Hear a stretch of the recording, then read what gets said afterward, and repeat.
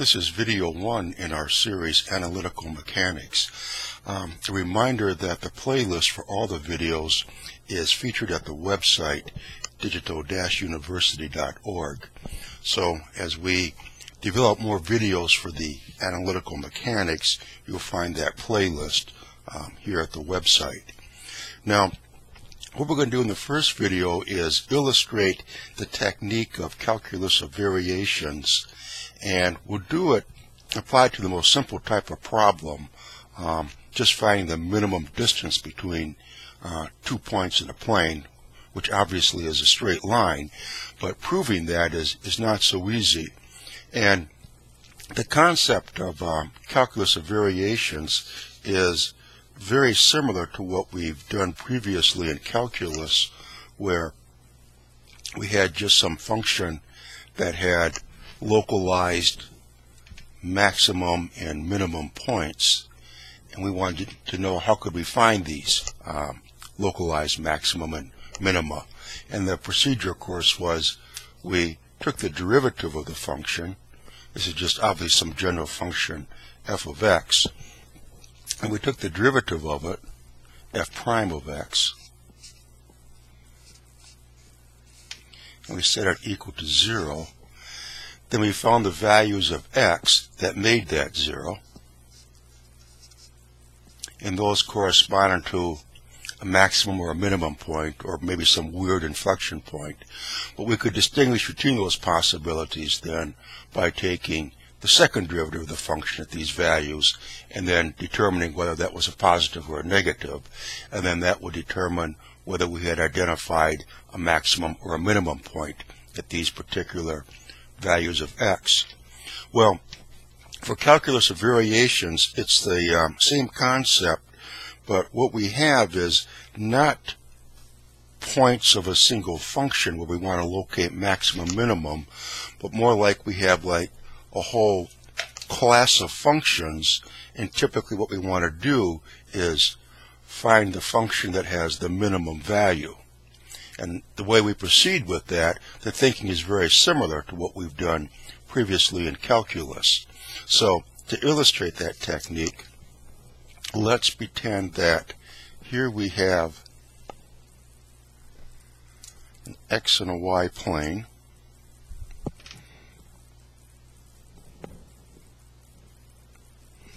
There's 2 points here, and we want to know what's the minimum distance between these points, pretending that we are unaware that that is a straight line. So you might say, well, here might be then the function, just drawing it arbitrarily, that represents that minimum distance, and that's going to be some function f of x, or we'll call it small y of x. And then for the other distances between these 2 points that are not that minimum distance, that might be something like this. The way that we can construct these other arc lengths is using this procedure. Let's say that we have some arbitrary function nu of x, and it's 0 at these endpoints, x1 and x2. So that if we took the function that has the minimum distance and added one of these to it, then that would give us one of these other functions that has a distance longer than the minimum distance. And then if we had our function here, nu of x, and multiplied it by some parameter epsilon, write it like this, then that could change the shape of this curve. So for each epsilon we get a different shape of the curve. We add it to this, and that can generate a whole class of other distances between these 2 points that is not the minimum distance.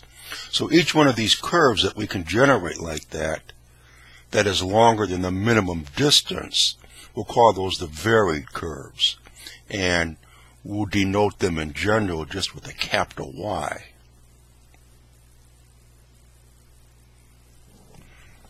So for each one of these curve lengths, each one of these varied curves between the 2 points, that is longer than the minimum distance, the way we can construct them is we would say capital Y of x will equal small y of x, the minimum distance curve, plus epsilon times nu of x.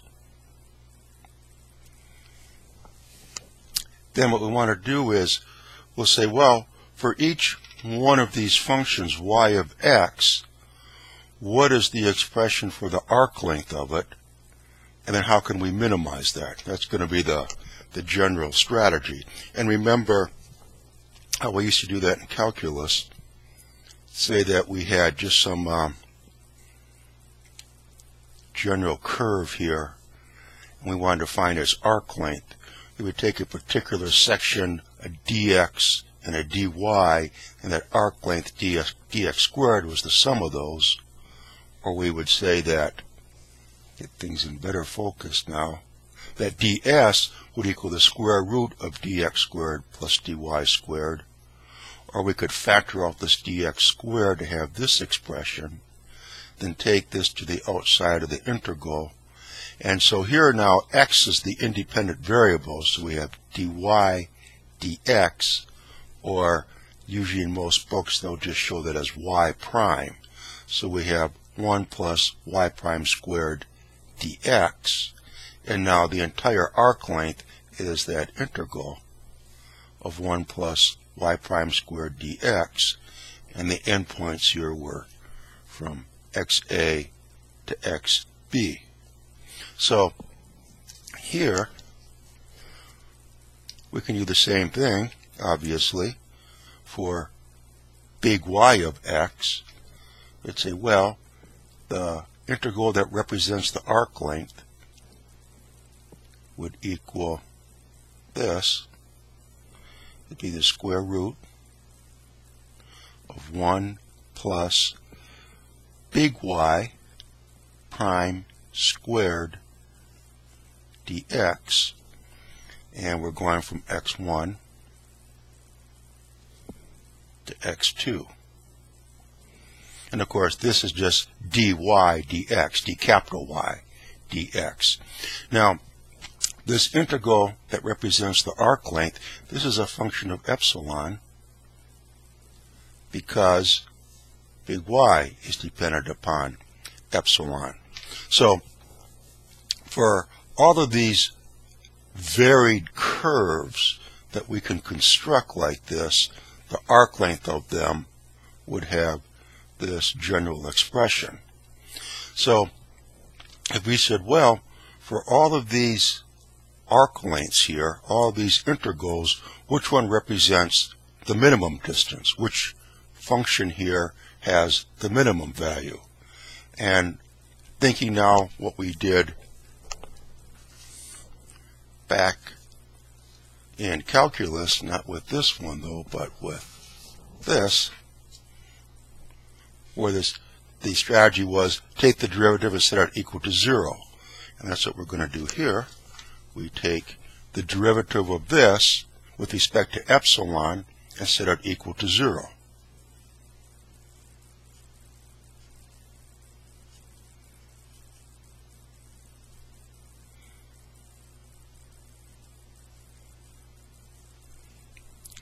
Now, the way we set this up is that this will be a minimum when epsilon equals 0.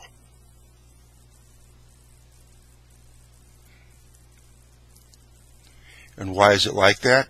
Because that's the way we set the whole problem up. When epsilon is 0, then big Y equals just small y, and small y is the minimum distance. So the strategy is, here is our integral that represents the arc length for each one of these big Y of x's, each one of these varied curves that we can construct. And we're asking ourselves, all right then, for these arc length, these functions, which one has the minimum value?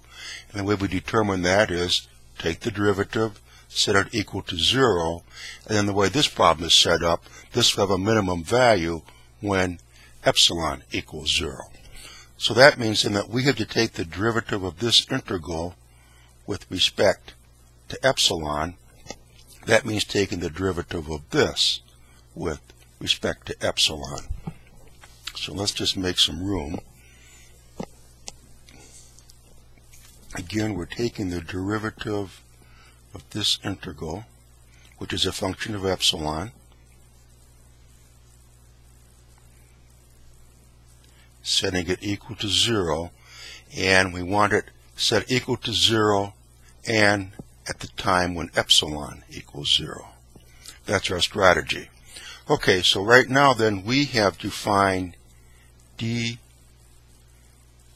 epsilon of this 1 plus y prime squared to the 1/2. And it looks like that should be pretty straightforward. That will equal 1/2 times this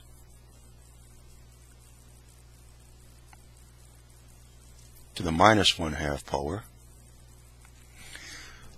times the derivative of what's inside, and that will be 2. Then the derivative of y prime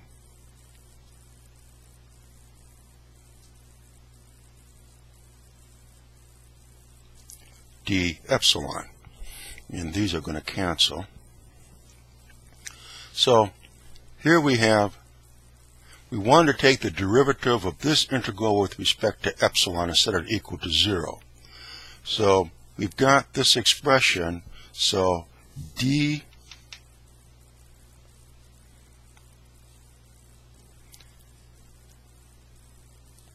epsilon of that integral is now this. Integral from x1 to x2 with this now inside of the integral. So we have, oops, we made a mistake here. This is going to be 2 times y prime, dy prime, d epsilon. So that's right. Let's do this correctly.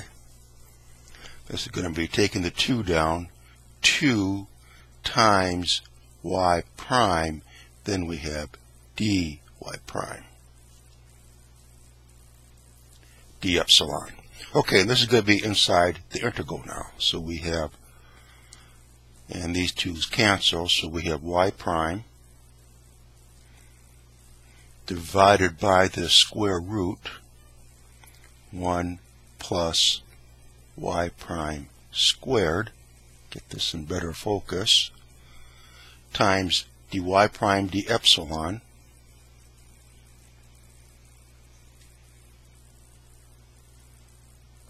dx. So we wanted to take the derivative of this integral with respect to epsilon and set it equal to 0. First we had to find the derivative of that integral with respect to epsilon, and that's what this is. Now let's consider, before we go any further, can we get an expression for this, d capital Y prime d epsilon? Well, y is this, y of x equals small y of x plus epsilon nu of x. Now, what's y prime? Well, that's just the derivative of this. Oops, get this in better focus. Here's what big Y is. Now, y prime is just d big Y dx. That's all that means. So here, you would say, well, y prime, capital Y prime, that will equal this, small y prime of x, plus epsilon times nu prime of x. And we'd say plus this times the derivative of that with respect to x, but that term is just 0 because epsilon doesn't depend on x. So here's y prime of x. We want to know what is dy prime of x d epsilon. So let's take that step. dy prime of x d epsilon. That will equal the derivative of this with respect to epsilon, which is 0, plus the derivative of this with respect to epsilon. So here we'll have n prime of x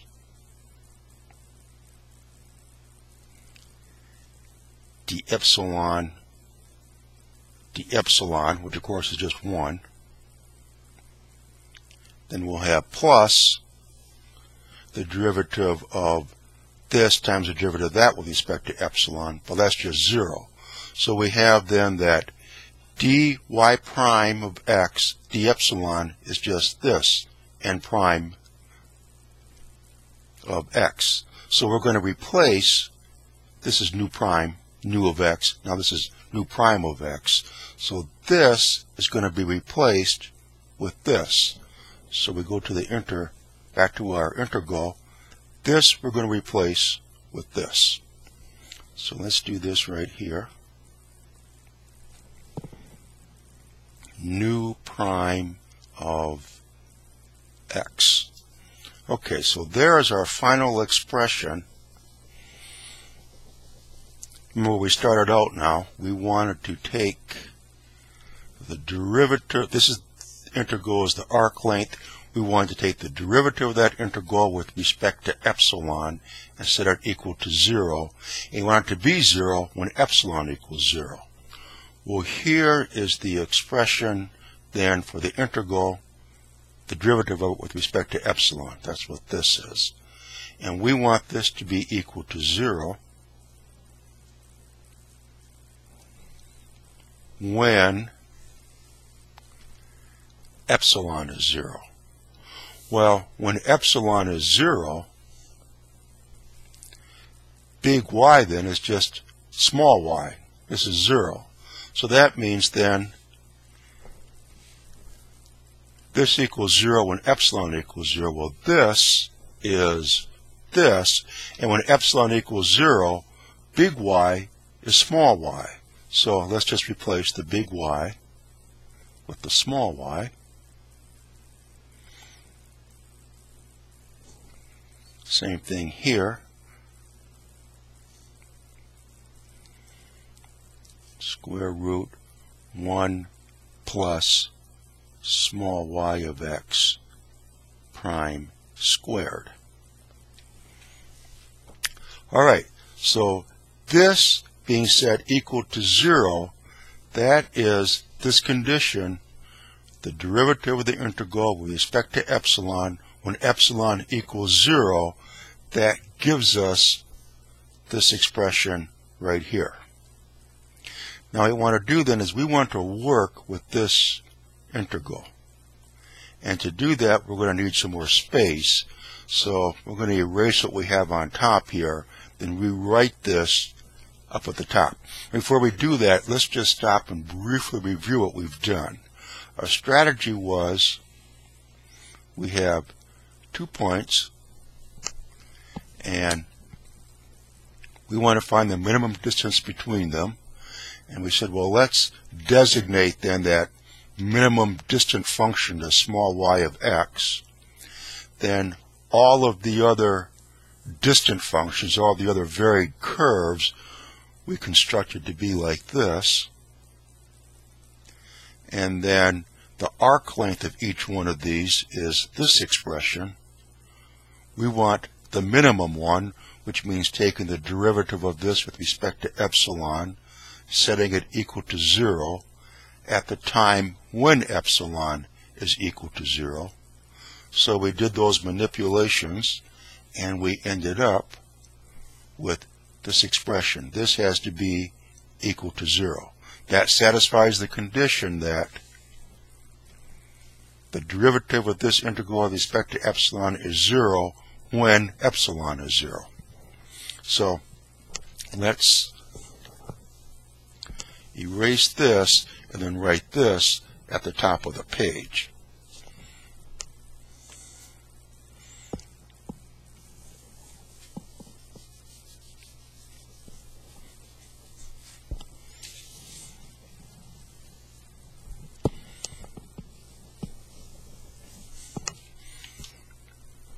So what all this boils down to is that this integral from x1 to x2, and we had small y prime of x divided by the square root 1 plus small y prime of x squared. Then we had nu prime of x dx, and this has to equal 0. Now remember, there's a way to handle certain types of integrals when you integrate by parts. We would say like this: the integral of u dv equals u, make this a better u, equals u v minus the integral of v du. For this problem, if we call this dv, say let dv equal nu prime of x, then of course v, when we integrate, is just going to be nu of x. Because remember what this is. This is d nu of x with respect to x. That's what this is. Now when we integrate this, we have it like this. These cancel, and of course the derivative of d nu of x is just nu of x. So if we say, alright, we'll call this dv, then v is going to be this. Now what we have to do is work with the u term. So if this is dv, then du has to be this. That dv will be this dx. Now u is what? U would equal the rest of the integral, and that's y prime of x. We're very close to the end, by the way, so don't give up. Hope this isn't being too tedious. Then we have 1 plus y prime of x squared. That's u. What will du be? Well, it would be just the differential of that. We could write it like this. Du will equal d dx of this y prime of x divided by the square root 1 plus y prime of x squared dx. So that's just the differential of du. Okay, so that means now this integral, which has to be equal to 0, we can express now using integrating by parts. So we will have the integral from x1 to x2. Here we have y prime of x divided by square root 1 plus y prime squared nu prime of x dx. That equals u times v. This is u and this is v. So we have y prime of x divided by this square root 1 plus y prime squared times nu of x, and this goes from x1 to x2.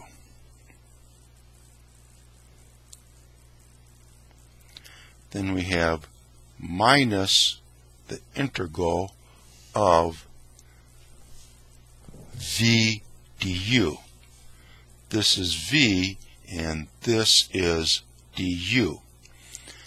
We might not be able to write that in, but before we do that, let's take a look at this term. Nu of x, that is 0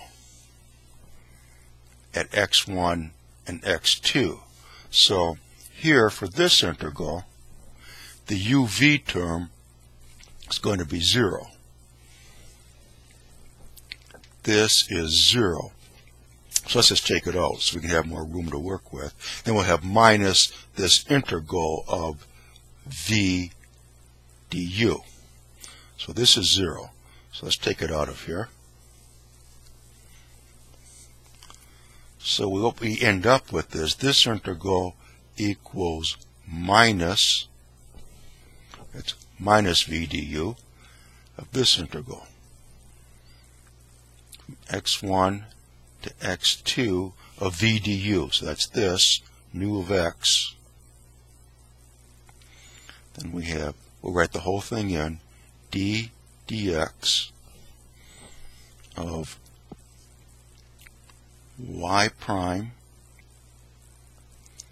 divided by the square root of 1 plus y prime of x squared dx. And what do we say about this integral? It has to equal 0. So, as a result of all of our manipulations, now what we're saying is that, well, this integral has to be equal to 0. Okay, well, let's look at this integral. Here we said that nu of x can be any arbitrary function that we want it to be. And we're saying, well, this integral always has to come out to be equal 0. So what we're saying is, regardless of what function of x you put in here, or to say it another way, any function of x that we put into this integral, it always has to be equal to 0, no matter what function we put in here. Well, the only way that could happen is if what is inside of here then is 0. It doesn't happen just for certain particular functions. It happens for any function we can put in here, because this is totally arbitrary. The only way that can happen is if what is inside of here is 0. Well, this is arbitrary. This can be anything. So to have the inside of the integral be 0 means that this has to be 0. So we have this right here must be 0. Then, regardless of what function we put in here, obviously we're always going to get 0. So what this amounts to then is that we're saying d dx of y prime divided by the square root of 1 plus y prime squared, this is a function of x, that differential equals 0. And the only way that can equal 0 is if this inside of here is a constant. Then that derivative would be 0. So we're saying what's inside these brackets here has to be a constant. That would make that derivative 0. So we're saying this has to be a constant. That's what all this boils down to. Well, the only way this can be a constant is for y prime to be a constant. And y prime is what? It's the derivative of small y with respect to x. we're saying, well, that has to be equal to a constant.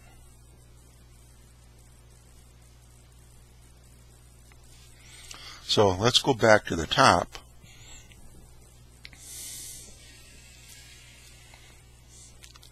Here we had the 2 points, x1 and x2. This curve, small y of x, represented the minimum distance between them. And what did we find out about that curve that represents the minimum distance between them? We said that its derivative has to be a constant. We said that d y of x dx has to be a constant.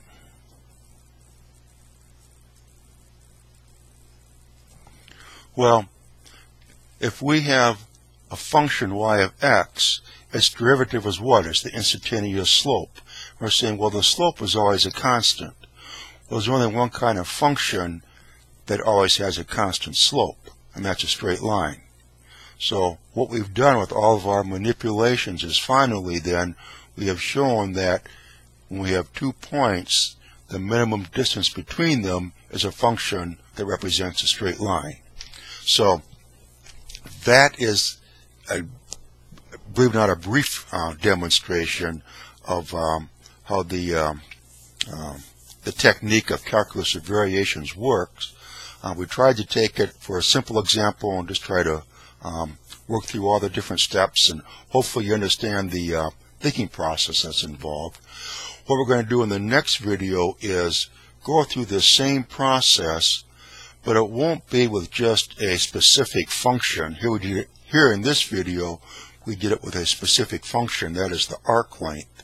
In the next video, we're going to go through this same process, but we're going to apply it to just generalized functions, and in doing so, we'll be able to derive the Euler-Lagrange equation. So come and join us for that video, and we'll continue along here with our discussion.